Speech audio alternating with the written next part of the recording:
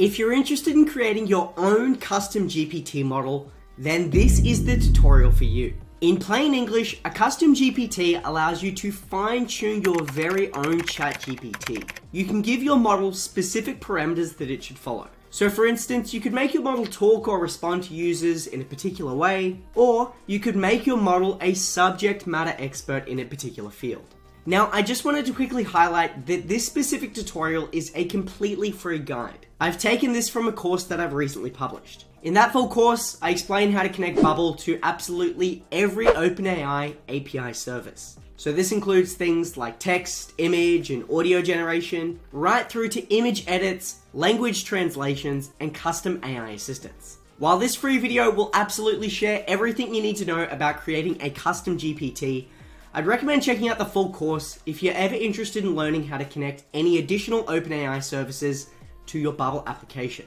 Of course, I'll be sure to throw a link to that full course in the description of this video. But look, by this point in time, I've rambled on for long enough. Let's just get to what we came here for today, because look, there is plenty to cover. What I'm gonna do is hand this one over to Shane, and he's gonna walk through all of these steps that you need to follow. It's Shane here, and in this video tutorial, I'm going to show you how to create a custom GPT app using no code. This app will be created in Bubble and will be powered by OpenAI's Chat Completions API using a custom system assistant message. To help us along our tutorial today, I've generated this checklist which lists all the tasks that we'll be completing today to create our custom GPT app. This is built in Notion. And as we go along, I'll be checking off these boxes here. You can actually find a link to this exact checklist in the description of this video so that you can clone it and follow along as we go with the build. Now, before we get started today, I wanted to show you a quick demo of what we'll be building. And it gives me great pleasure to introduce you to Professor GPT. This is a next generation AI app which gives students access to university and college grade professors from the comfort of their own home. Now, Professor GPT, I have set him up to be a history professor. So if I were to ask him a question like, who ruled Greece in 400 BC, and hit send, it should give me a response, which looks to be correct. I'm no history major, unfortunately. But it looks like in 400 BC, Greece was run by the Athens, Spartans, and a few others. So in this tutorial, I'm going to show you how to build a similar app, and hopefully you can use this use case that I've shown to build your own app for your own use case. So how are we going to do this? Let's jump back to our checklist. I'm going to tick off that I've just shown you a demo of the product. And the first thing we're going to do is create an API connection between Bubble and OpenAI. Now, for those not aware, an API is essentially something that connects two web apps or two online portals or two services on the web. Bubble makes this super easy to facilitate, and there's only a little bit of code that we have to navigate through.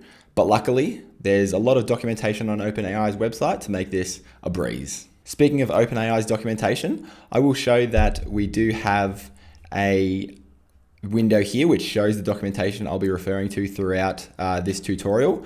There will also be a link to this in the description of the video so that you can read through and follow along with any documentation and find any more information that you may require for your use case. So let's get started. What we're going to do is head to our Bubble editor. And before I create the API connection, I just want to quickly walk you through this UI that I've built. I've essentially got a repeating group above an input field where we can ask our question to Professor GPT. There's this submit button, which will generate the workflow that we'll set up in the second half of this tutorial. And then the messages that are sent between our users and our assistants will be shown in this repeating group in the chat format that you see on things like forums or other websites nowadays, just to show that conversation piece and really make use of the chat completions aspect of OpenAI's API. So let's get started by adding the OpenAI connector to our Bubble app. To do that, from the Bubble editor, we're going to go across to this Power Plug button here and click to our plugins section. And all we have to do is hit this Add Plugins button. That's going to bring up this dialog box. And the first result should always be this Bubble API connector. And all you have to do is simply hit this install button. And if we jump back out of this screen, we should be able to see that the plugin has been installed into our app. It's that easy. This will allow us to connect our Bubble app to any API across the web. And it's a really powerful tool in connecting our app to other services, including OpenAI. So let's take a look at how to do that. I'm just simply going to hit this add another API button, and it should bring in this gray box where we can start to build out our API call. Now, before we get into explaining how this all works, I'm just going to give this API a name. Now, I'm going to call this OpenAI because this is the service that we're connecting to. And the reason I'm going to do that is because we can store multiple API calls underneath this OpenAI installation, which means we can add multiple services that OpenAPI offer, including image generation through Dolly or Whisper or other GPT functions, some text generation functions, all within this single OpenAI API function. Where this really comes into play is with our private key. Now, to make sure that our API is kept secure, so there's no malicious intent or there's no way for the connection between our app and OpenAI to get intercepted, we have to create what's called a private key. Now, this authenticates that the connection is secure and that also that we're a trusted service, and it ensures that it works between our two web apps. The good part about having this under one API service is that we only need to generate the one private key for all of the API calls within our app. Now, to connect to OpenAI, I'm going to select this private key in header option. And this is going to bring us up this key name of authorization and this key value. Now, I'm going to quickly jump back across to our documentation so that I can learn what we're going to add to these fields. And if I scroll across, I should be able to see in this example request that we have our solution. So because we are putting our private key in our header, we have to find where in our header we need to put our private key. So you can see in this curl example, this is curl text, we can see that authorization is put next to a H, which means header. And you can see that it's followed by a semicolon, the word bearer, and then it looks like text to be where we put our OpenAI API key. So what I'm going to do is I'm going to copy this bearer text all the way just before these quotation marks. I'm going to hit Control C, I'm going to scroll across, and I'm just going to paste in this key value section here. Now, basically what Bubble is doing here is it's recreating this code in the header of our API. So if you can imagine that whenever the source code or whenever our app does a call to OpenAI, it'll read it in this format, but Bubble just puts it in this easy to read format just so that it looks nice and it's easy to manage. Now, as I'm sure you can tell, $OpenAI _API _key is not going to be our API key. So what we're going to do is we're going to have to generate one of those ourselves. Now, I'm going to scroll across again to another window where I have my OpenAI account. Now, these are super easy to set up and it should only take you a couple of minutes to do so. But then once you get to platform.openai.com/API keys, you should be able to navigate to this API key section here, and you should be able to create a new secret key with ease. All you have to do is select this plus button, give your secret key a name. So let's call this Professor GPT. For the project, I'm going to leave it as default project, and for the permissions, I'm just going to leave it as all. I should be able to create my new secret key, and then it's generated me this long string of text and numbers that will form my secret key. I'm going to hit copy, select done. I'm going to scroll back across to my Bubble editor, and I'm going to replace from this $ till the word key with my API key. Now you have to paste it after the word bearer because bearer is a critical part of this sensitive information. Just confirms that we are the bearer of this key and make sure that the connection is secure to our site. So let's take a quick pause. We're going to jump back over to our Notion checklist and just confirm what we've done. We've installed the API connector. We've created a new API within the connector, that OpenAI one. We've added the authorization to the main header and created the secret key with the word bearer in front of it. So we've made a good start, and the next thing that we're going to do is take a quick look back at our API documentation to see how we create our API call. Now, before we do that, let's just jump back to our bubble editor. And under this name API call section, we can actually expand this and start to see where we can put the meat of our API call. In this example, I'm going to quickly rename this as custom GPT. And we'll touch base on these fields shortly, but quickly let's take a look at the documentation to see what we need to put in this section. So essentially what we're doing when we send an API call is we are sending a body of text in a certain format using a certain key to a certain web address or location online. Now this is made simple using the curl method, which you can see here.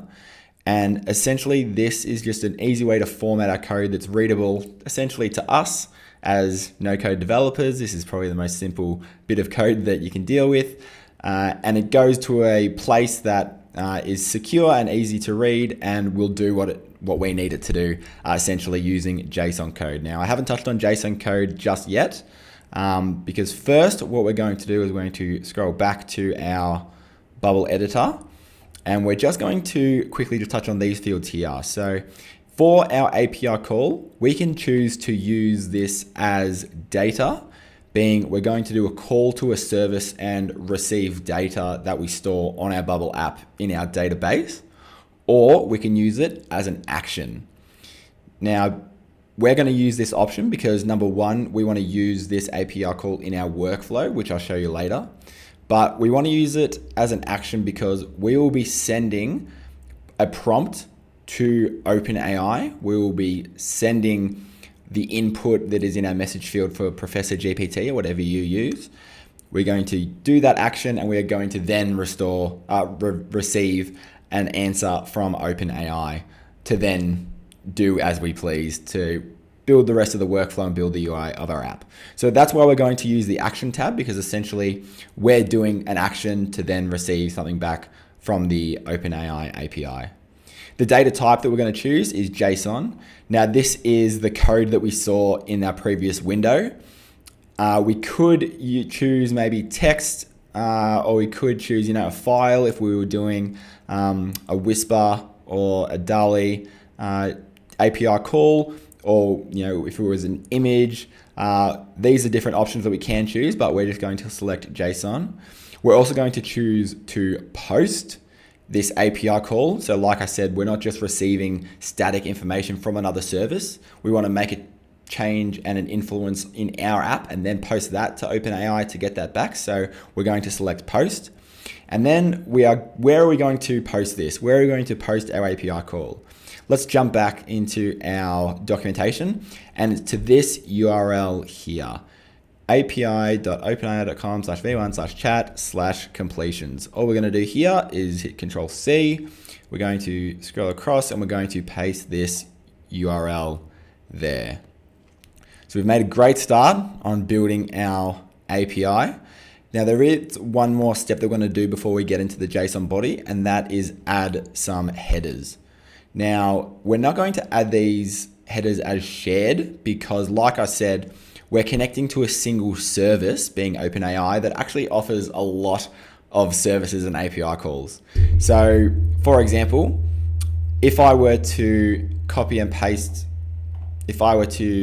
this application JSON section and add a shared header, being the content type of application/JSON, that would mean that every API call within this OpenAI service would be of this content type.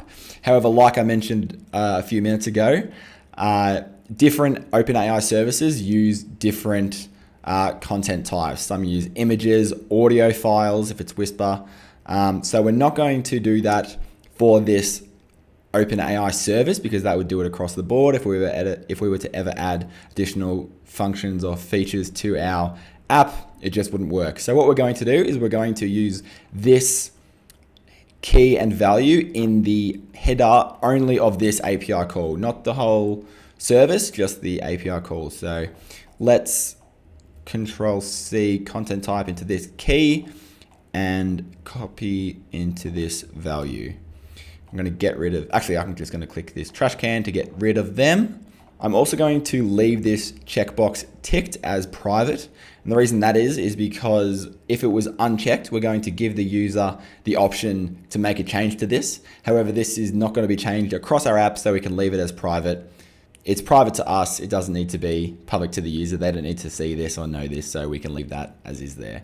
Similarly, what I was saying about the authorization and key value, the structure and the boxes that we see here are just another way to rearrange this content type semicolon application/JSON section in the header, just a way to make it look nice and neat.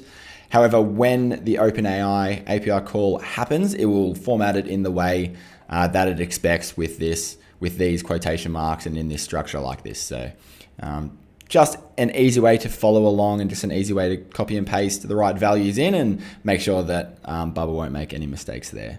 So let's jump quickly back across to our checklist. We reviewed the API documentation and viewed it as curl. We started to create our call within the API. We set it as an action and post, and we set the content type as application/JSON. So what we're going to do now is copy across the JSON parameters. Now, the first thing I have to do here is scroll across to my documentation, and you'll notice that within our curl example here, you'll see that the model has no models available. Now, the reason that is the case is because in this window, I actually haven't logged in to OpenAI. But you'll see in this screen, I actually have logged in a different window. So once I hit refresh here, it should know that I have logged in, and it should automatically change this model to the default model that I have on my account, which is 3.5 turbo. So let me hit refresh, and you'll see that it did just update to 3.5 turbo. So now when we copy across our JSON parameters, essentially a parameter is the content within the body of our API call. In this instance, the two parameters we're copying across are the model and the messages. So to make that nice and simple, I'm just going to copy the body within these single quotation marks. I'm going to copy that. We'll scroll across, and we're just going to paste that in our JSON body there. Now, we could just test this and see if it works. So in this example, we've got our model, we've got our system. Just the system message that we have is that it is a helpful assistant, and we want to just say hello. So let's initialize this and see what it says. I'm going to scroll down to the raw data just to sort of quickly see how it works.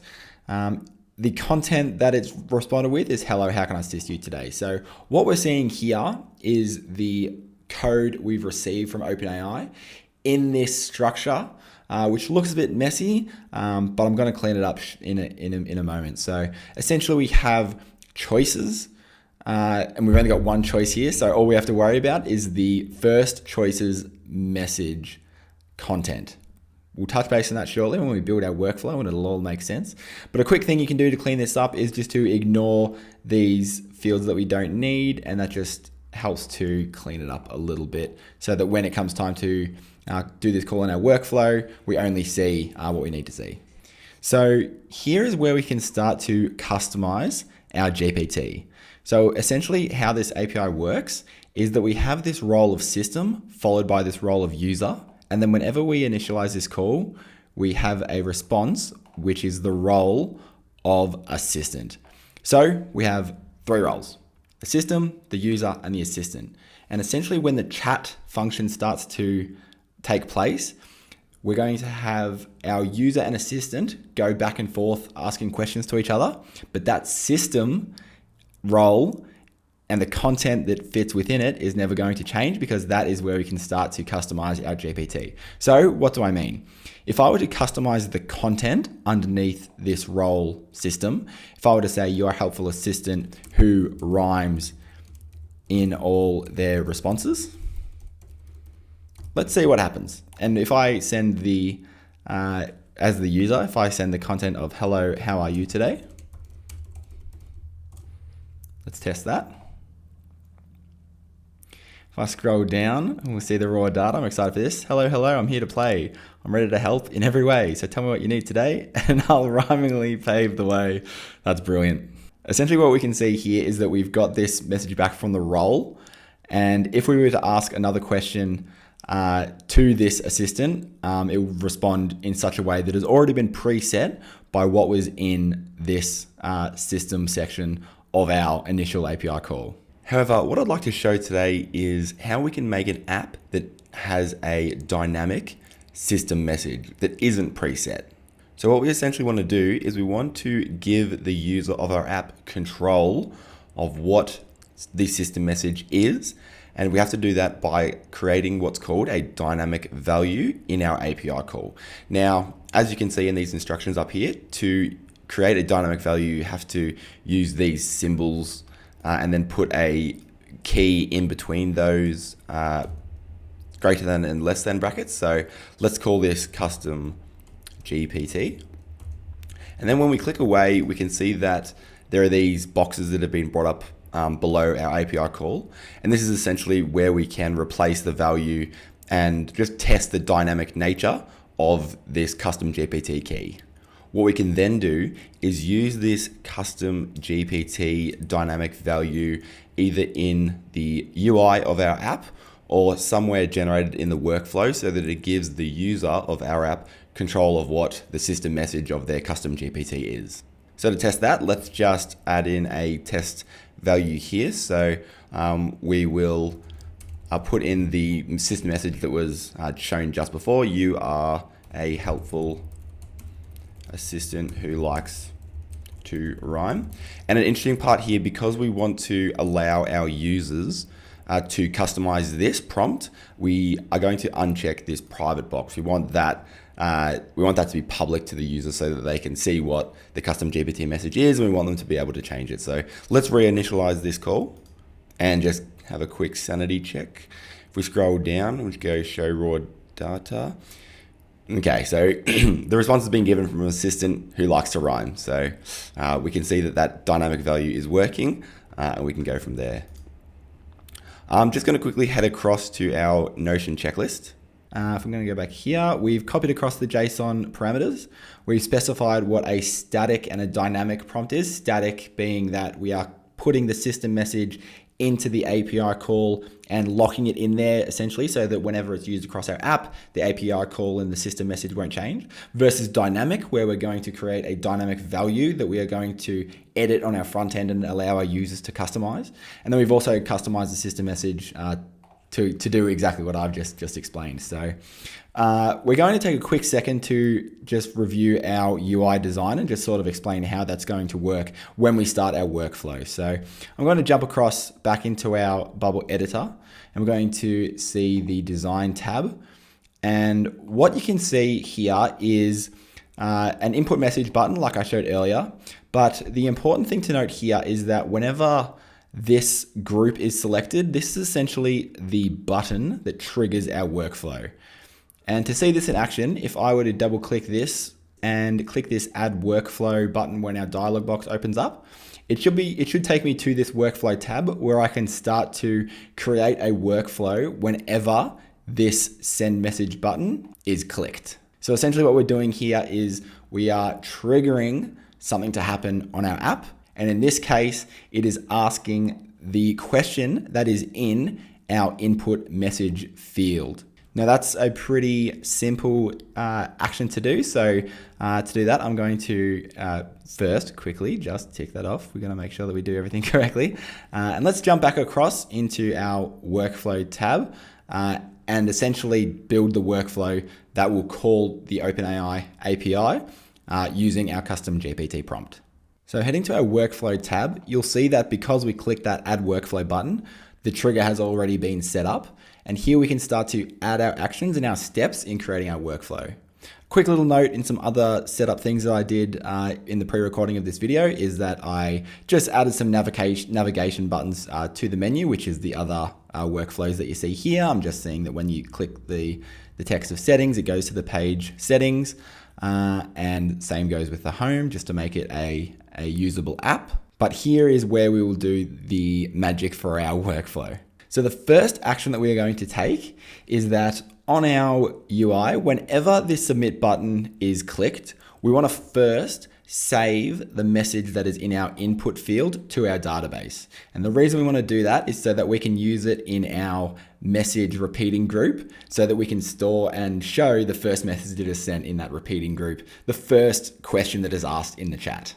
I will explain that this chat message field that we see here and this chat sender has also been pre-set up as part of the setup in the demo of my app.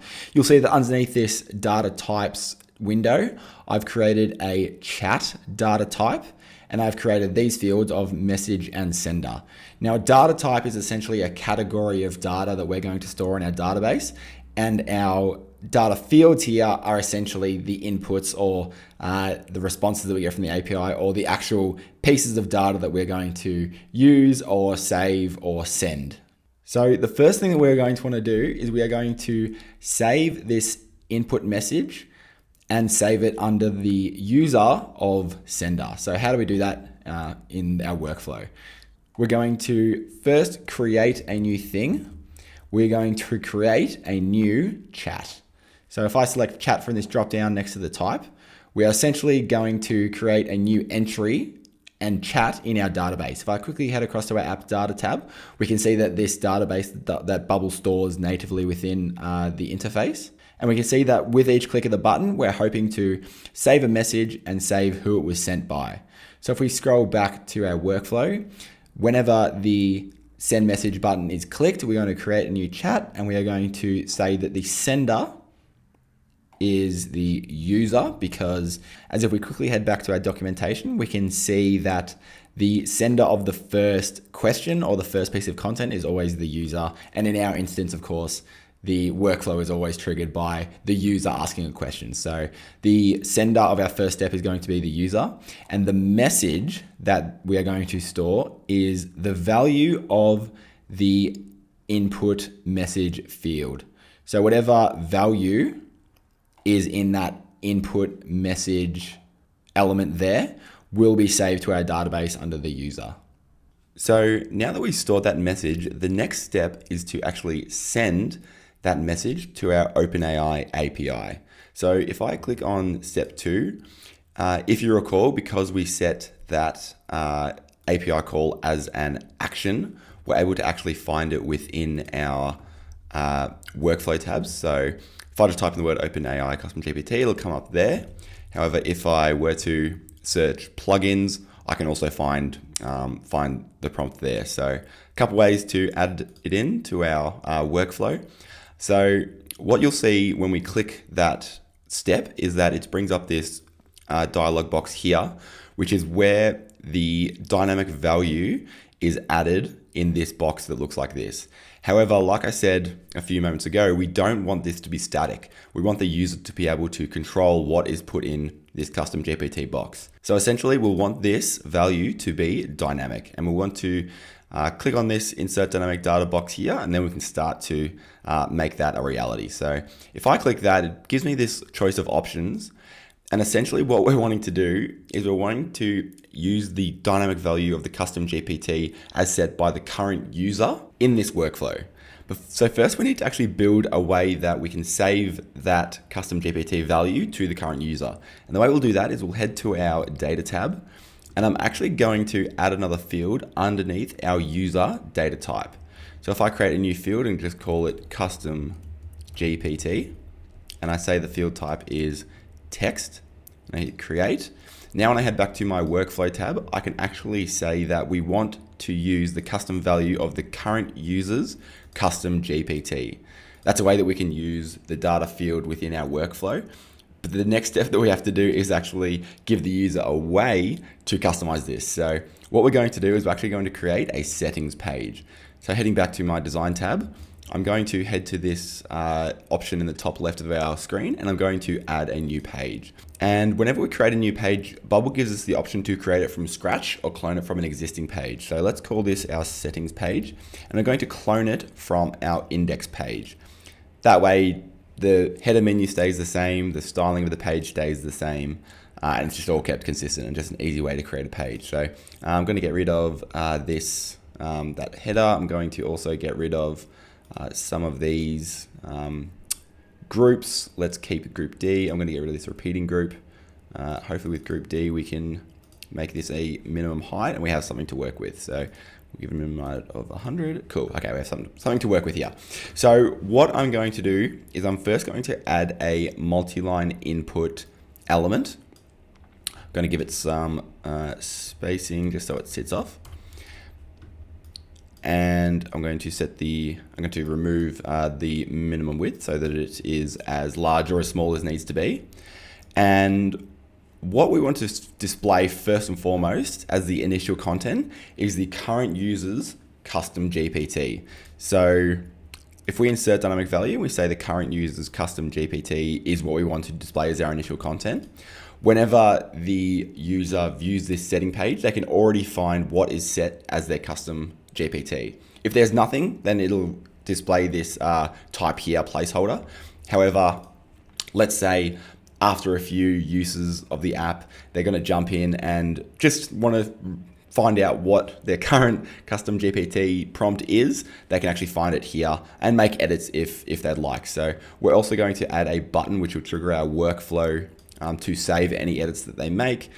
So let's just type this as save. We want to add just some margin. We're going to go to the left and to the right and to the bottom. I'm not going to add it to 20. Cool. And now let's add a workflow that whenever the button saved is clicked, we're going to make changes to the current user. We want the custom GPT field to be the multi-line inputs value. So to show how this works, I'm actually going to create a demo user, and we're just going to see how that works. So let's create custom at user.com. Let's create that user and add them to our database. And then let's actually run a preview of their instance of our app. So I'm just going to hit refresh. Sometimes when we create new user, we need to refresh our app. I'm going to run a demo as this user. And if we see in our settings menu here, nothing is in this initial content, nothing is displayed in this inline input because there's nothing stored to this custom GPT field. However, if we create a new assistant message, what we saw earlier, you are an assistant who likes to rhyme.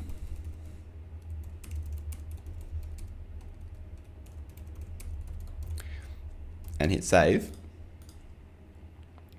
we can jump back into our database. I'm going to hit refresh again just to see if that has worked. And there we go. We can see that our custom GPT prompt has been saved, and now we can actually use this as our dynamic value within our workflow. So heading back to our workflow tab, I'm actually just going to jump across back to our index because now we can see that we've created a new chat, and the custom GPT prompt that is going to be used is going to be what the current user's custom GPT is that we've just given the ability to customize. Now I want to head back to our Notion checklist just to see how we're tracking. We've actually skipped this step, but for good reason, because I wanted to make sure that we built the settings workflow and added the custom GPT field first. We made a demo user. We made the custom GPT dynamic. We've added it to the workflow, and we've made it editable and saved to the current user. So the next step that we're going to do, the next and final step that we're going to do is add the chat section of our workflow. And there's a little bit of a nuance to this, which I'll show shortly. So without testing, let's just work out the rationale of this. So essentially what we're going to do is we're going to create a new chat on our first step whenever the user submits their message. We're going to send that to OpenAI using this custom GPT prompt that we have here. And then we're going to receive a response that we're going to save to our database. So let's create a new chat again. Create new thing. We're going to create another chat. This time we want the user, we want the sender to be the assistant. And we want the message to be what we receive back from OpenAI. So to do that, we are going to insert some dynamic data. We want the message to be the result of step 2's choices first item message content. So if you recall, when we did our initializing of the API call, we received that raw body text back from OpenAI, and we saw that it was structured in a way that we had choices, and then we had the message, and then we had the content. This just is a way to find that string of text within that raw body field, and just save that to our database. We don't want to save all the rest of the code. We only want to save that line item. So in theory, this is essentially the workflow that we want to follow. However, it's not quite that simple. If you recall, what we haven't done is we haven't made this chat section dynamic within our workflow. So if we were to test this on the preview section of our app, there's no way that we've actually added our input message into this section of our API call. We haven't actually found a way to put that message in our OpenAI call. And to further explain what I mean, let's head back to our documentation, because I want to show a quick example of the chat functionality and the chat completions API call in this state, because essentially what this shows is the chat aspect of a chat completions API. What we have here is we have this system message which says you are a helpful assistant. We have a message from the role as user saying who won the World Series in 2020. We have a response back from the assistant saying the Los Angeles Dodgers. And then we have this message from the user again that says where was it played. Now, the interesting thing about a chat, if ever you've had an online chat with a bot or with a person, whenever this message is sent, where was it played, it's actually referring it to a previous message. So if you were to just ask the question of where was it played, it wouldn't have the context of the previous messages to go off. So what we essentially have to do when we have this where was it played message put into our workflow, we have to also send the previous messages so that when we ask about it, it knows what we're talking about. So what we have to do whenever we do a submit message to send to the API call, we actually have to send the entire conversation. So how we'll do that is we're actually going to head back to our workflow tab, and instead of just making this section dynamic, we're actually going to make this whole section dynamic so that when it comes time to send to the API something like this, we can actually send the whole JSON code as one dynamic field. So let's head back to our bubble editor. And what I'm going to do is in between these brackets here, I'm actually going to create a dynamic value and just call this chat. I'm going to click away, and then I'm going to add in that JSON code as the dynamic value. I'm just going to head back and I'm going to copy this code as an example. Let's scroll back across. I'm going to paste this value here. And hopefully the way that it will be sent to the API call is in a way that's able to be read. So if I hit reinitialize call, I'm going to scroll down and show raw data. And we have a response. We don't have an error, which is the key bit of information for now. So I'm going to hit save. And what we're actually going to have to essentially do here is we're going to have to recreate this string of JSON text in our workflow tab. So to do that, I'm actually just going to quickly check unprivate. We're going to head back to our data tab. And the reason we're going to do that is because we actually have to create a new field. And if you recall, we are sending the JSON text to the OpenAI call. So we're going to add a data type called JSON. It is just going to be a text field for now. That is fine. Let's hit create. And then we head to our workflow tab. Underneath our first step, we can see that we're actually given the option to save this JSON text to our database whenever we save this first message as well. So what are we going to put here? That's the $1 million question. Basically, I'm just going to click this code as a starting point. A quick note that the JSON code is very sensitive, so I'm just going to get rid of these space marks as well, just so that there's no errors. I'm going to put a space there. And what we're going to want to do is we're not going to save or send the question of who won the World Series in 2020. We're actually going to save and send the input messages value. So I'm going to replace this text here with a dynamic value being the input messages value. Now, a quick note as well, whenever Bubble uses a value, it actually already puts it in quotation marks. So I'm going to remove these quotation marks just because we don't want it to be double quotation marked. Otherwise, like I said, the JSON code is very sensitive. So if we were to send that, it would cause an error.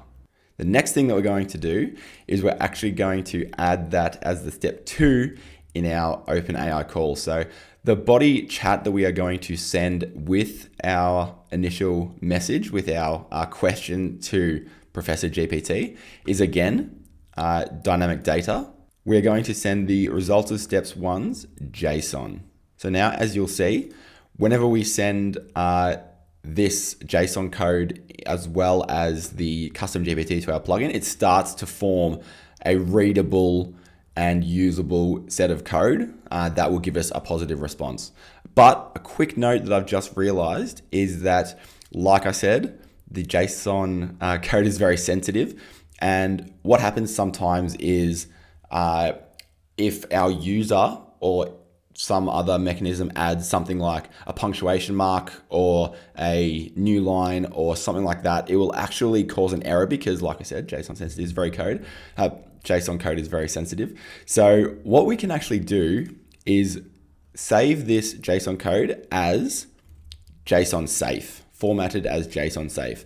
So this means that anytime a bit of punctuation or a new line is added to that message, it actually, Bubble adds a backslash, which just makes it JSON safe, which makes it readable to OpenAI. A bit of a nuance, but it's just what we have to do to make it work.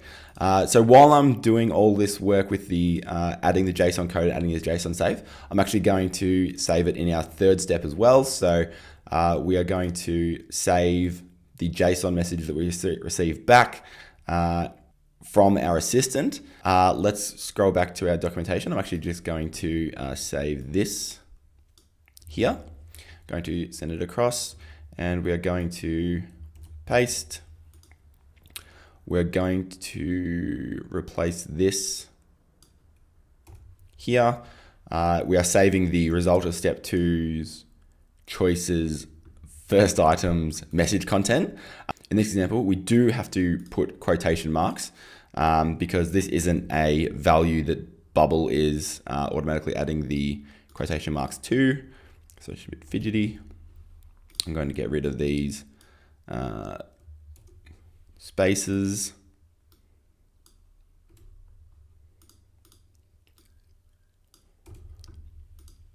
And then we can start to see that this works. So what I'm actually going to do now is I'm going to test this workflow just to make sure that it all works and make sure that when we're sending our first message, it's saved in both a human readable message field and then also the JSON message field. We're actually going to check that it sends to OpenAI with that custom GPT and the custom message inputs to the dynamic data, and then we receive that message from the assistant that's saved again in a readable format, but then also in the JSON format. So let's head across to our preview. I'm just going to refresh the page so that all the updates are saved. And we're going to ask the question that we asked at the start of this demo. Who ruled Greece in, I think it was 400 BC. Let's take a look. All right, hit send. So it looks like in 450 BC, Pericles had the power, and we've actually received a response that rhymes. That's great. Now, if I were to ask a follow-up question like, where was he born?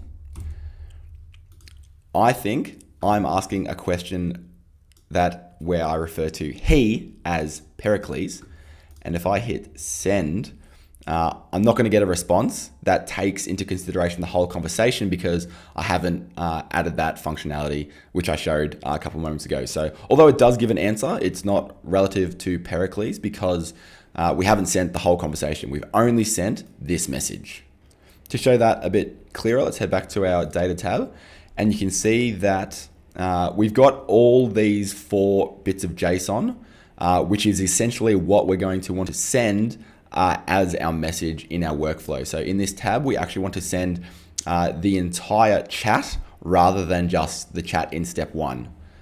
So to do that, we're actually going to get rid of what we've put here. And to send multiple bits of data, what we're going to do is we're going to do a search for chats. And we're just going to set the sort by created date descending as no, because we want to send them the first question and then the first answer and then the second question in that order so that it makes sense to the API. And then we're going to join these chats, going to search for each item's JSON, and we're going to join these with a comma and a space. The reason we do that is because if we head back to our documentation, we can see that we have the message from our user as JSON code followed by a comma. We have our message from our assistant as JSON code followed by a comma. And then we have our next bit of JSON code as the follow-up question from the user. So if we want to test that this works, let's get rid of all our data. We're just going to test this again. We're going to hit delete.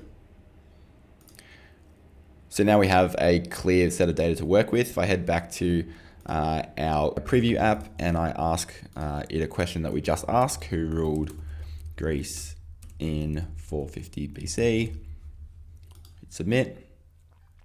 It'll give us a response. It's Pericles. I'm going to ask where was he born? He being Pericles. Let's see if it works. I do have an error. Let's jump back and see sort of why that is.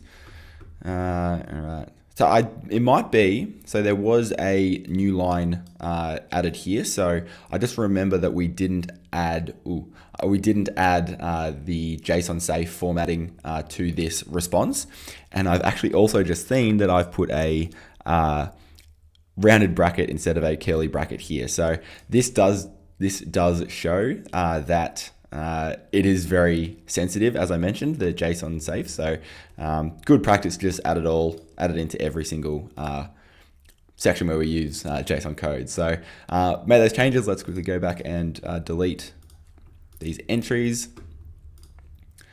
We'll try it one more time. I'm going to hit refresh.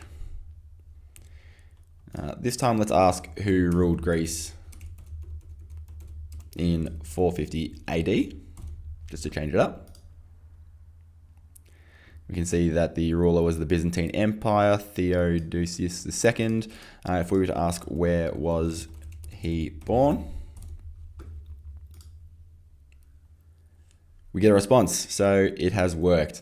One final bit of UI changes that you might want to make is we want to remove this text that we inputted once the message is sent so that it clears out. To do that, let's head back to our workflow tab. We're going to reset relevant inputs after we hit submit, after we send that first message.